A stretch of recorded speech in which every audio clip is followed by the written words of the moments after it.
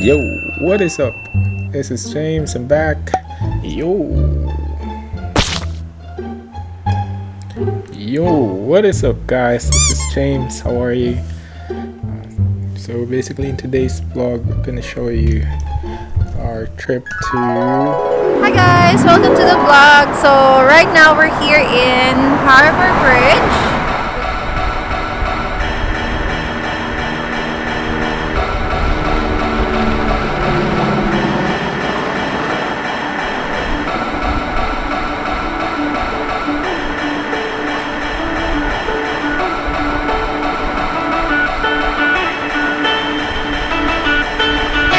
Hello guys, welcome back to the channel, James and Lamilo. In today's video, we're gonna check out Sydney Harbour Bridge. Sydney Harbour Bridge is an Australian heritage listed steel true arch bridge across Sydney Harbour that carries all rail, vehicular, bicycle, and pedestrian traffic between the Sydney Central Business District and the North Shore. So guys, this will be fun. Let's go ahead and check this out. Welcome to Sydney Harbour Bridge, the biggest arc steel bridge in the world. So this place is so iconic, that's why it's one of the main sightseeings in Sydney. So it was built in 1936 and it really connects the two sides. It took them 6 years to build this bridge and it was absolutely it was a very magnificent view how two arcs were coming together and people were waiting for this moment because Sydney was way too big. Originally, as you can see over there, Sydney Harbour Bridge has very tiny yellow and green boats, so these are ferries. Before the building of this bridge, everything was connected by the ferries.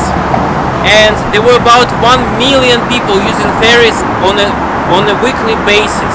That's why everybody was dreaming about the bridge that connects both sides of the Harbour Bridge, of the Harbour. It's beautiful! Sydney Harbour, it's beautiful. That's it. And so these pillars, there is no need in these pillars. They just are built here for some beauty purposes. The main thing is that steel arc. This steel arc is capable of carrying all of those cars and buses and trains. So they started building it in 1931, already thinking that this bridge is going to be used a lot. And even for the New Year's Eve, we have one of the most beautiful fireworks in the world because people shoot fireworks from the crown of this bridge. Also, there is a very interesting thing that people usually do when they come to Sydney. This thing is called bridge climb. It costs about $300 and you can walk all the way to the top of the bridge. There are different pricing. The cheapest ticket is like $160, but the most beautiful time is to get on the top of the bridge at the sunset. And it's usually the most expensive ticket because sun goes down exactly on the opposite side and you can see the best view of the sunset from the top of the bridge. But if you're cheap like us, there are some cheaper ways to see the sunset. For example, now we're walking on the left side of the bridge. This side is originally for pedestrians. The right side is usually for bicycles and the trains. So if, for example, you take a train at around 5:25 or 5:30 and sit on the second deck of the train, you can see exactly the same view like people see on the very top.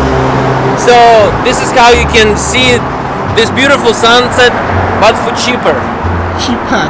Or there is another trick, how to get on the top of the bridge. As you can see in the very end, there is another pillar. That pillar is a museum. museum about Harbour Bridge, and currently it's closed because of coronavirus. But usually the ticket costs about $18 or $19, and $11 if you're a student. It's a So student discount. inside of this museum you can see the videos about the construction of this bridge, the pictures and everything, and get on the very top of the pillar where you can see one of the best views of the city for just what, $18. It's interesting because, like, look at this monumental construction, and it was built by the power of only 1,000 people. And as you know, like, people in Australia are not that skillful. Look at us. And yeah, there were only 6 incidents during the 6-year construction. So yeah, they were very unskilled construction workers, but still They managed to build this they beauty. managed to pull it out. And it's interesting because, of course, there were some incidents when people were falling off, and especially, like, look at the height. If you fall from here, you just break all your bones right away.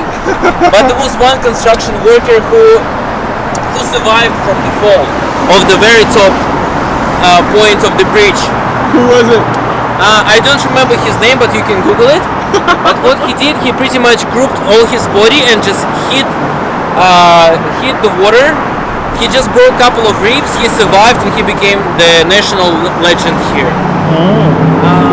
Plus, this bridge, as you can see, there is a very high net, and it's made especially for suiciders, because at some point this bridge became a place for suiciders. A lot of people found it very romantic to commit suicide on the Harbour Bridge, but especially for these purposes, look, you pretty much are unable to commit suicide here, neither from jumping nor from entering the road.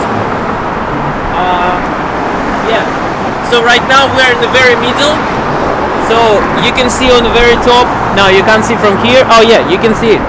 In the very middle there is the flag of Australia. And it's interesting that when the royal family comes to Sydney, they always, it's like one of the honors to get on the top of the bridge and put the British flag on. Like the last time we had Prince Gary, the ginger one, Harry. William, Harry, William. Well, the ginger one, the ginger one with his black girlfriend, black wife, Megan. Yeah. So they all came here, and they did the climb, and the life of the bridge stopped for a second. I love this place in particular because of the view of the Opera House and the circular quay. Just look how beautiful it is. Beautiful. Beautiful. I love that this bridge is always open, and I remember, like, during my lunch break, and I worked close by, I was always coming here for a jog, like this guy. It's a very nice jog. It's about 2 kilometers long. So if you do it back and forth, it's a 4-kilometer run. Yeah. Also, this bridge is used for marathons as well. So yeah, welcome to the Harbour Bridge.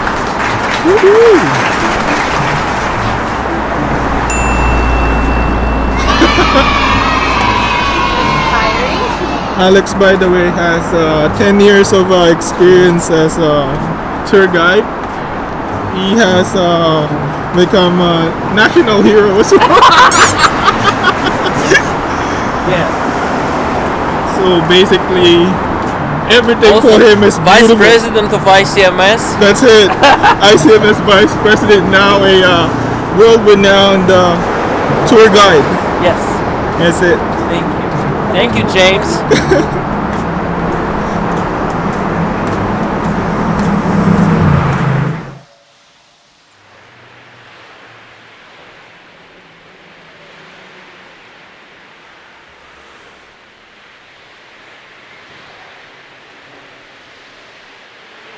So on the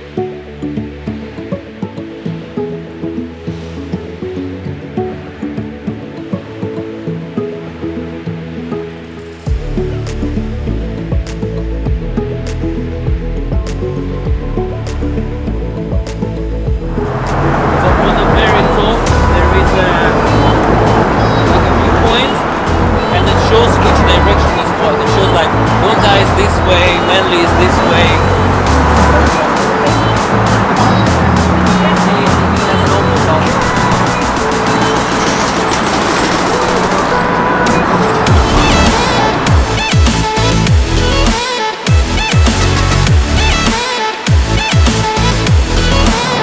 Is $12, not $11.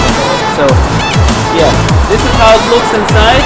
So there is a museum and the little movie area with the projector and the film about construction of the Harbour Bridge. Then you go on the very top and there is an open balcony that shows the direction to the main places in Sydney, like I don't know, Bondi, Manly, so everything is written there on the top. Yeah, so still on lookout.